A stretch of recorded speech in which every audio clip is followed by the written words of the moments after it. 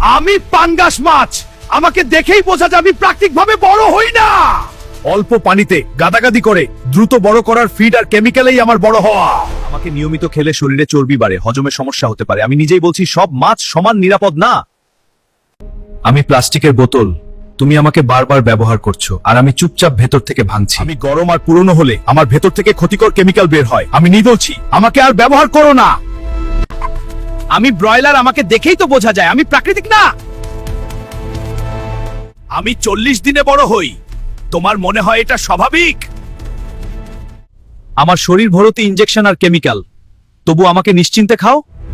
খেলে ক্ষতি হবে তোমার শরীরেরই, দোষ কিন্তু আমার না। আমি নিজেই সাবধান করছি মানুষ, সব বড় মুরগি ভালো না। আমি ব্রয়লার, আমার সত্য আমি নিজেই বললাম।